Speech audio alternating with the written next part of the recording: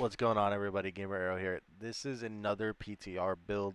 This is a Sever Necromancer that is strictly crit based, and it is absolutely insane. It is using the new Soul Rift ultimate, which is also absolutely nuts, considering that it regenerates your essence for you. It's absolutely insane, and especially with the Petrify rune and the Battle Cry rune, it is absolutely insane. So basically, you're gonna be using Shaco. If you can find a way, so obviously I'm running Tibalt's Will. You don't need to, so you could definitely use your pants to get armor plus Juggernaut, and you'll be perfectly okay. But I did say this in my Druid video. The Era Perdition is absolutely insane. I would prefer to run the Era Perdition. You just need to come up with that 500 armor, which honestly should not be that hard, considering if you're gonna have a armor roll on your pants plus Juggernaut, I think it'll be okay. Um, so obviously, also again, my gear is not. I literally nothing but the gloves are greater affixed again. So Era Perdition or Shaco, whichever one you want to do. Honestly, the build works amazingly either way. But if you want to do tormented boss farming and stuff like that, run the Era Perdition. It is absolutely insane. Materials Might, I said this in the other video, Materials Might is going to be a staple in all the builds to meet the resistance requirement, possibly except for Necro and Sorcerer. So if I take this off, I am short. I am negative, actually. Never mind. Boop. Okay. um, for the gloves, intelligence, just to honestly try to get as much base damage as possible, and also for your resistances. Attack speed. Attack speed is going to be crucial with this build. This because you are going to want to get as many severs out as possible. It's going to be insane. Ranks to core skills, either ranks to core skills or ranks to sever. I was able to get ranks to core skills on these gloves. Corpse tendril size, especially to get everyone all grouped up. Even though with the new aspect it kind of sends them outward, you would still like them all bunched up and as many of them as possible. Tibalt's Will, once again, you can run something. You can run something else. Regular pants, or you could also do an overpower version of this, which honestly might be insane. You could run Blood Moon Breeches and then either keep either keep the amulet or run the Banished Lord's Talisman, whatever you want to do. I am using these for honestly, I don't know why. Boots, honestly, preferred boots would be uh, movement speed, intelligence, and then you could either go with max life or armor, depending on what you need. Let me put that on because my shit looks whacked. Um, I just have these on because these were on my sorcerer, necromancer already. It, but yeah, no, just a regular pair of boots would do it. You could honestly just do whatever you want with the boots, honestly. Weapons. Now is interchangeable. You could either run a regular two-handed sword with you would run intelligence, max life, crit damage, chance for severed projectiles, and the second temper would be crit damage. Now, the aspect. This is what I meant where it goes outwards. So now Sever doesn't return to you anymore. They just go and do whatever the hell they want. They just cruise down the hallway. Um, they do an increase of 240% damage, which is insane.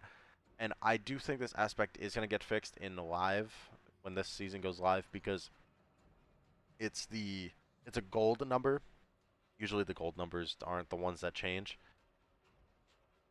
So I've seen it before in another aspect. I can't. It was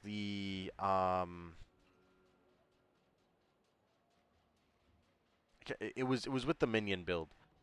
Um, I think it was I think it was unyielding commander, I think, or army, unyielding army, something like that. It was an aspect for the golem, Necro, for when you casted your ultimate, you got an attack speed increase, and your minions got damage reduction. The damage reduction was a gold number as well, and that one also doubled if you put it on a two-handed weapon, which they're not supposed to.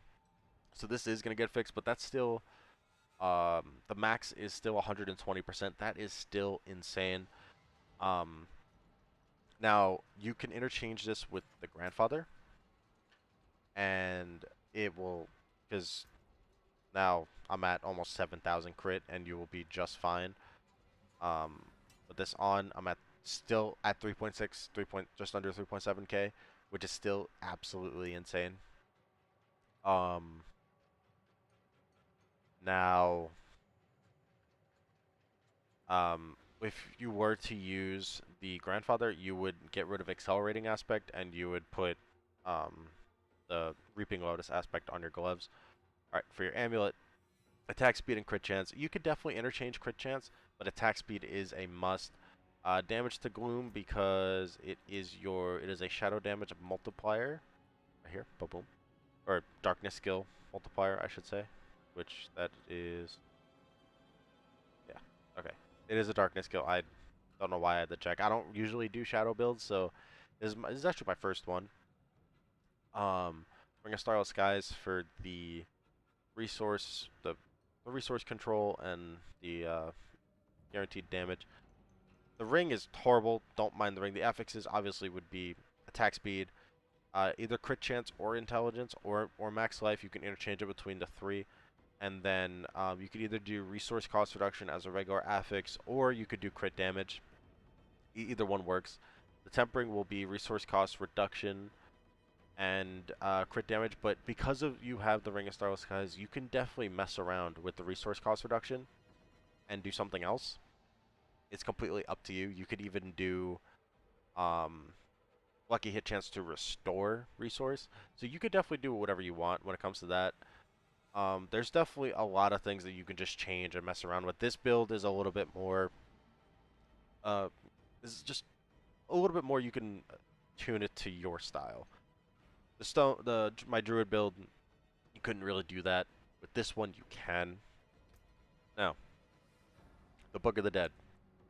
You're gonna be going with the Reaper sacrifice for increased shadow damage. You're gonna do Cold Mage's sacrifice for increased the vulnerable damage.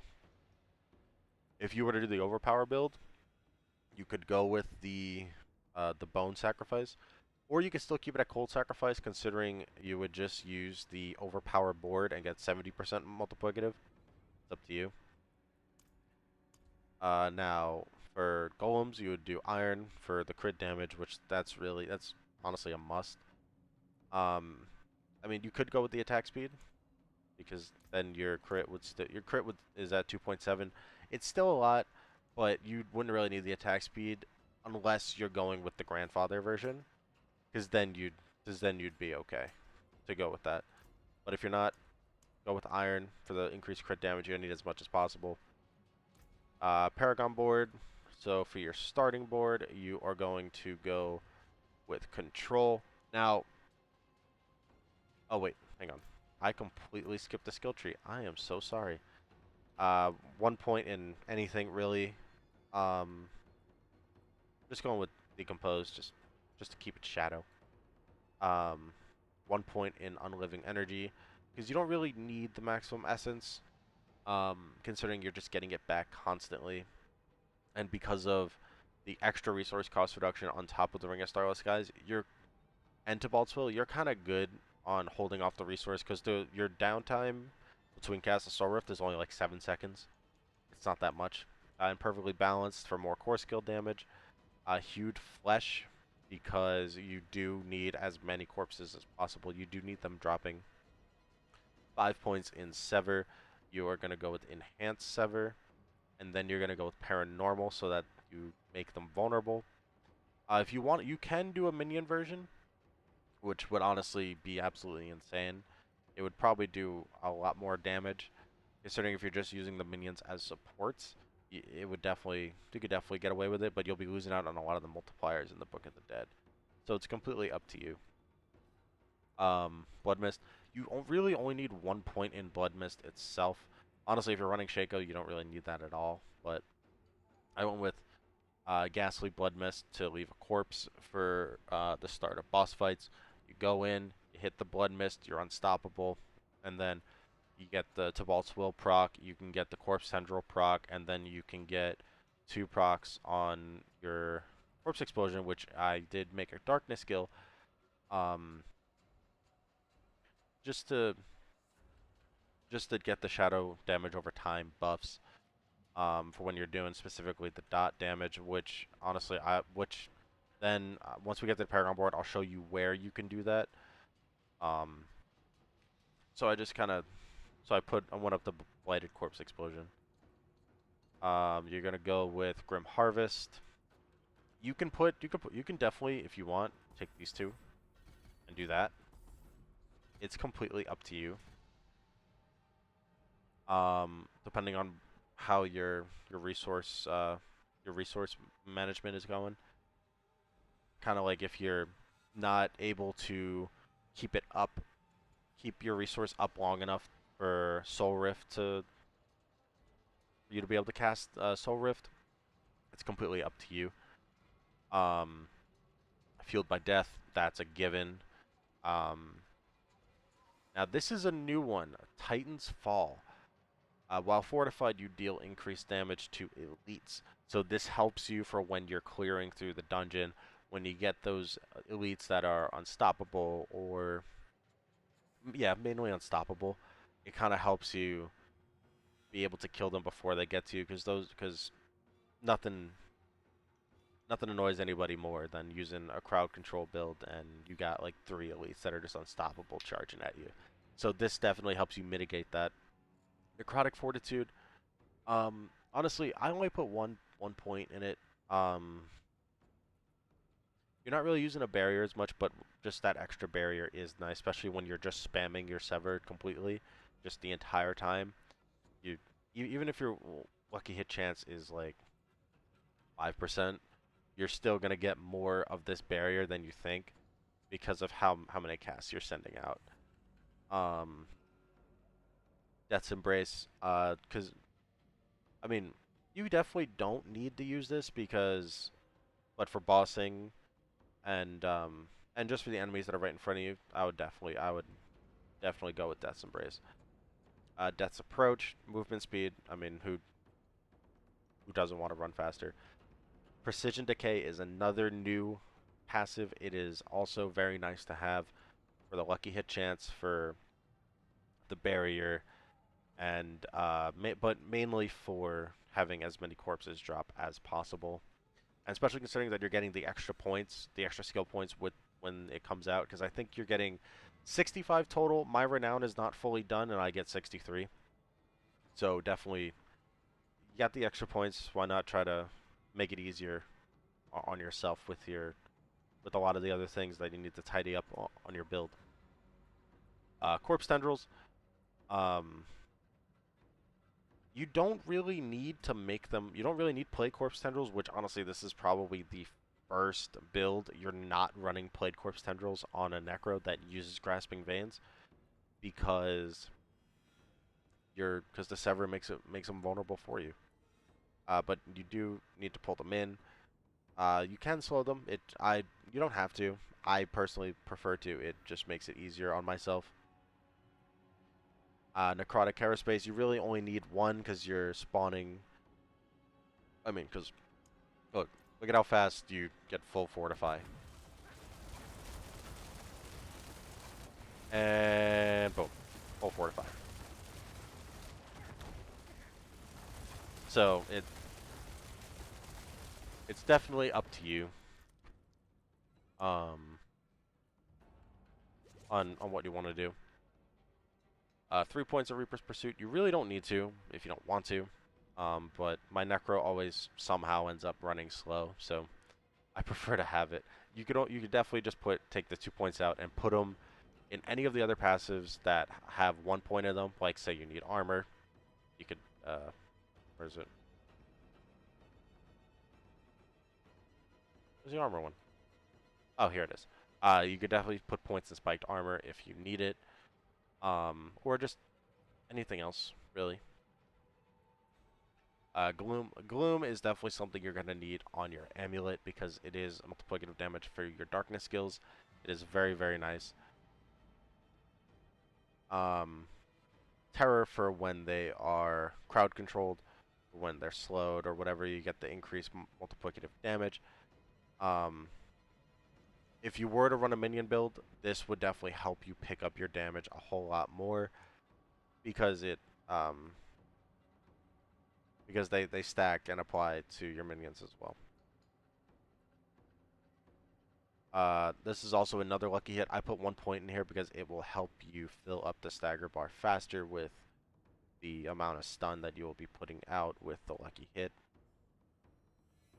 3 points in finality. It seems like it was also a thing in on the druid build. I think it's a thing for all classes. Don't quote me on it. I gotta double check. But I am liking this new passive thread with getting multiplicative damage after casting your ultimate skill because you are casting Soul Rift, which the cooldown is absolutely insane with 23.7 with 23 seconds. Um, Next passive, Memento Mori. Obviously, that's a given whenever you're using a sacrifice build. It's a staple on every single build. Standalone for the damage reduction, as I stated. As you can see, I don't have that much health, so I am gonna need as much damage reduction and barriers and stuff like that as much as possible. Soul Rift, we're going all the way through. Soul Rift is absolutely insane. It is great. I really like this build. It gives you a barrier as well. So it's absolutely nuts. Shadow Blight. Obviously it's going to be similar to the Golem build of Season 4, where you're just using it for the damage buff, which, as you see here, you're using the Blighted aspect on our ring. So it's just there because honestly, if you're not going to, you could probably. Nah, I don't really.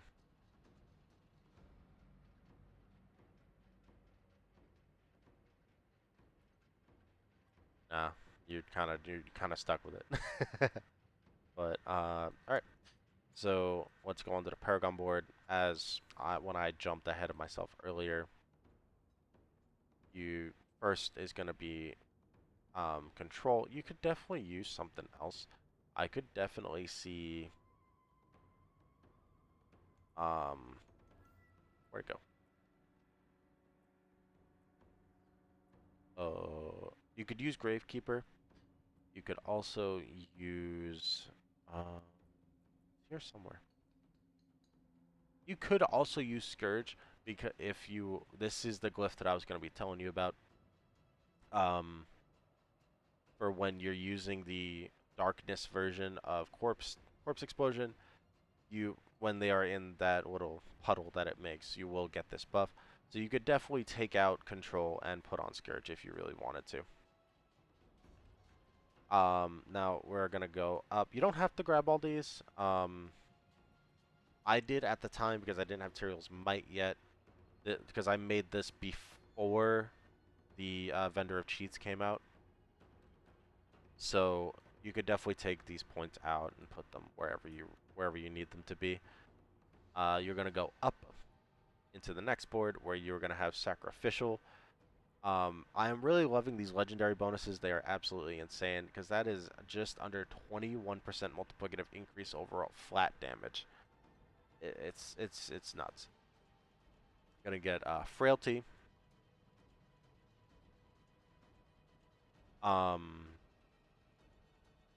I did have Cursed on at one point. So actually, that's where you can interchange it. You could put Juggernaut there, but if you don't need armor, I would definitely recommend putting on. I gotta find the aspect, but it is. It's an aspect. I gotta find the name, but it's an aspect where you walk around with a Decrepify. It's just like the Malignant Heart from Season 1, where you're just walking around with a Decrepify the entire time. That is what that is there for. Thibault's Will would be used um for just extra damage.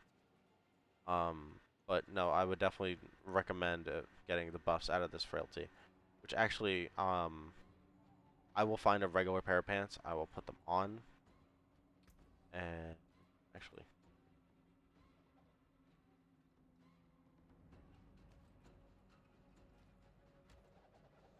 pants, pants, pants, no pants.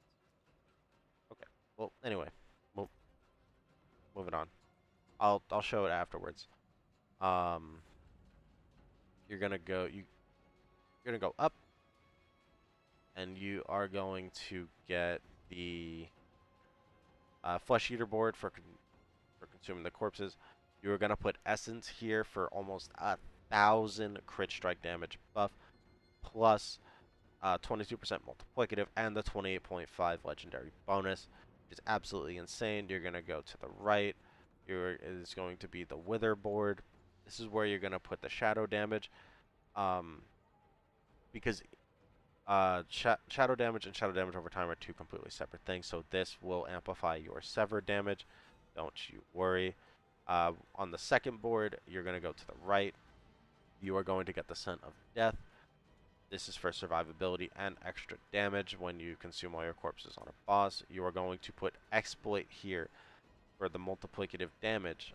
You could definitely put something else here if you really wanted to, but you are going to need as much vulnerable damage as possible. I almost have 1,000. I could definitely make it 1,000 if I switch it out with the to the to the sapphire, to the grand sapphires. Um, but yeah, so that's about it. Um, but yeah, this build is going to be absolutely insane. Enjoy the pit the pit run. Um, I will also switch to the regular pair of pants to get frailty to really show you guys what exactly this build is all about. Thank you very much for watching this guide, and I will see you guys later. Bye, guys. All right, guys. I just wanted to show really quick before the pick gameplay starts. I swapped out my Tibalt's Will for an actual pair of pants. The aspect I was talking about was Cursed Aura, so you will always have to Crepify up and get the buffs from the Frailty Paragon board. And then I swapped out my boots, my Path of Truggle, for Concussive Strikes. This is about the affixes that I would I would definitely recommend. You could definitely swap out Max Life or Intelligence for armor, whatever you need for your build, whatever your build is lacking in defense.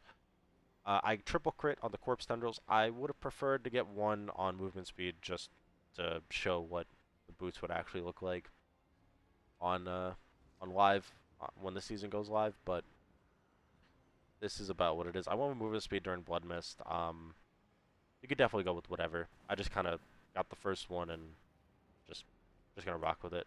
I went with Concussive Strikes. You could definitely go with whatever you need. You need movement speed. You could definitely go with Ghost Walker or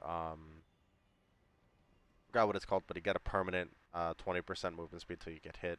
I forgot the name of the aspect. I use it all the time, and I am stupid, but nevertheless. Um, but yeah, I just wanted to show these off before the pick gameplay starts. So enjoy the pick gameplay, and I will see you guys later.